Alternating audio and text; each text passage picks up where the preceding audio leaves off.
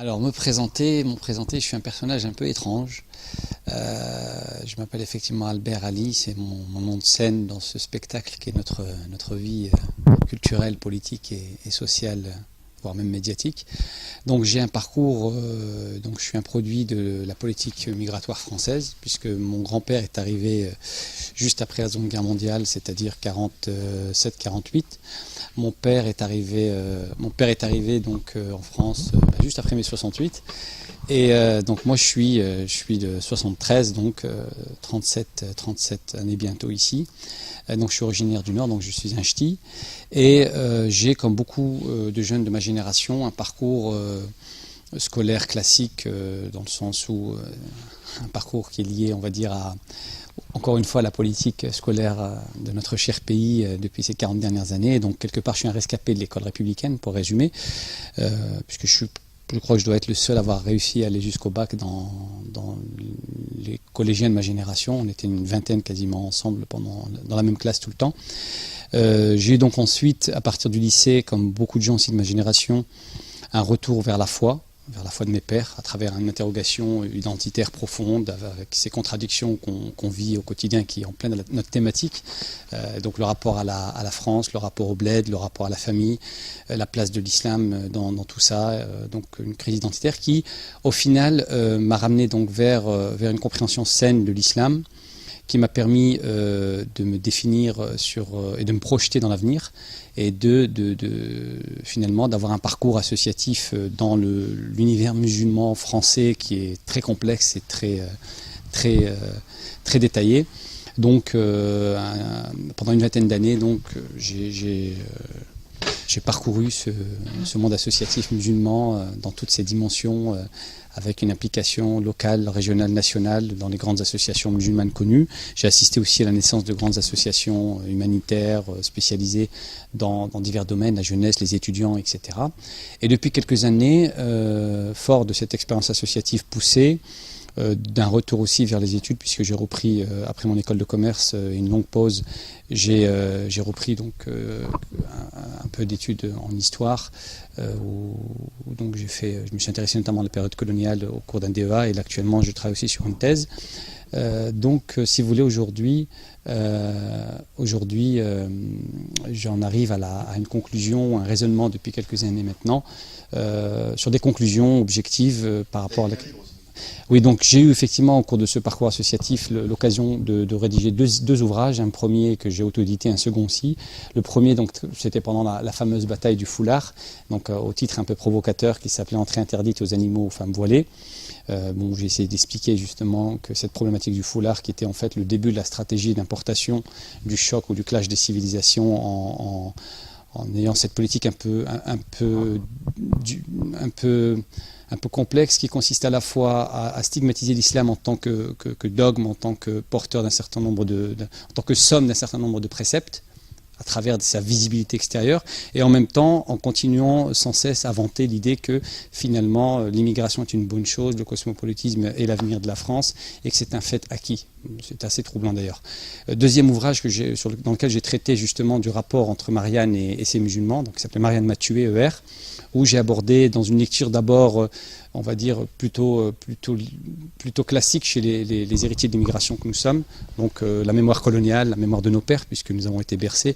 C'est vrai que moi-même je porte le prénom d'un héros de la guerre d'Algérie dans les Aurès. Et quand j'étais enfant, ma mère me berçait donc de chansons liées à la résistance héroïque des maquisards berbères en Algérie, etc. Donc j'aurais pu effectivement finir de par mon parcours, ma socialisation familiale et urbaine, typiquement comme bon nombre de mes semblables, je dirais, en étant dans cette posture d'accusation permanente et d'opposition frontale avec ce que serait une certaine France.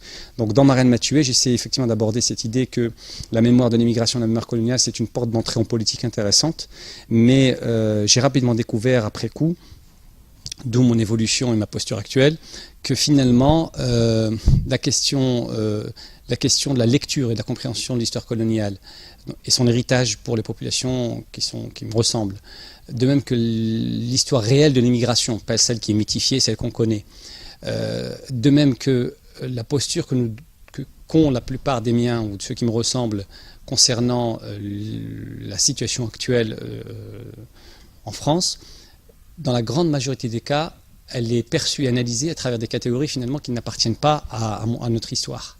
C'est-à-dire quand on réfléchit, c'est à travers normalement une vision du monde fondée sur notre héritage musulman que nous devrions, à mon sens, redécouvrir cette histoire, l'analyser, la comprendre pour pouvoir mieux se projeter.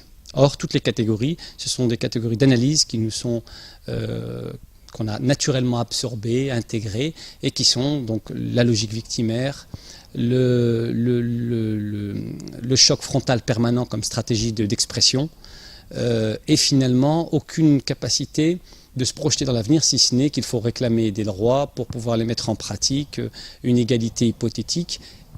Et voilà, on tourne autour de cette question. Donc j'en suis arrivé effectivement après un long parcours à rédiger ces 2 livres. Et là je travaille sur un 3e livre justement, dont le thème traite de cette question particulière de la France et de ses musulmans et de la place de l'islam et des populations issues du monde de l'islam au sein de ce pays. Le titre devrait tourner autour de...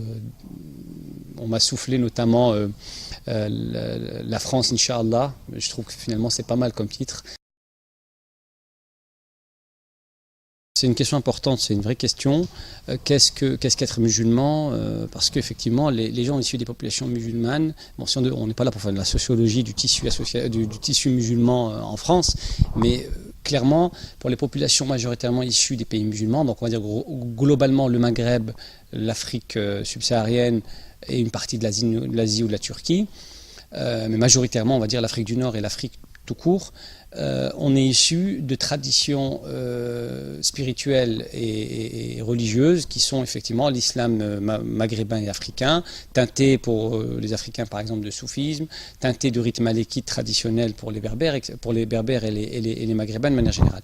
En ce qui concerne ma génération, nous avons eu la chance de... donc nous avons eu à un moment donné un questionnement mystique, un questionnement identitaire, qui nous a amené à redécouvrir l'islam à travers ses classiques, c'est-à-dire à travers ses fondamentaux, ses sources primaires.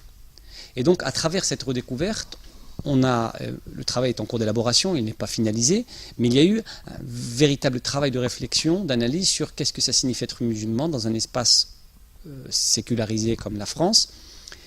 Et ça nécessite donc une certaine érudition. Donc ce qui nous a distingué effectivement de nos pères, c'est que nos pères avaient assimilé en héritage un islam traditionnel qui était pratiqué dans leur pays, qu'ils ont abandonné pendant d'ailleurs un moment, en étant dans leur situation, dans l'exil et dans leur expérience d'ouvrier. Et nous avons redécouvert cet islam à travers une réflexion d'abord, donc une démarche de quête intellectuelle réelle, à partir des fondamentaux et des classiques, donc l'islam on va dire dans ses sources primaires, et à travers donc cette relecture et un travail de conscientisation, une production littéraire francophone qui a commencé, moi j'ai connu, je pense qu'à mon époque, il devait y avoir 2 ou 3 livres en langue française, dont 1 ou 2 sur les 3, donc on va dire la quasi-majorité, étaient fabriqués, imprimés, traduits en Arabie Saoudite. Donc aujourd'hui, je crois que la bibliothèque française musulmane, ça doit être quasiment 1000 titres qui traitent de toutes les questions, c'est des traductions d'ouvrages classiques, des productions innovantes sur un certain nombre de sujets, des traités d'explication de théologie, etc. Et donc toute une génération, donc la mienne, ceux qui est un peu plus vieux que moi, donc qui ont aujourd'hui 42, 45 ans, jusqu'aux jeunes d'aujourd'hui qui ont un peu plus de 10 ans, toute cette frange de la population est revenue à cet islam, on va dire, authentique, classique, érudit, avec l'ensemble de sa diversité d'expression, avec bien sûr la mondialisation, les moyens d'information qui existent. On a bien sûr la possibilité aujourd'hui, on voit de plus en plus des phénomènes de connexion directe avec une production théologique extérieure, mais de manière générale, c'est un islam qui se veut érudit, qui se veut, comment dirais-je, conforme à la pratique théologique, à ses fondamentaux.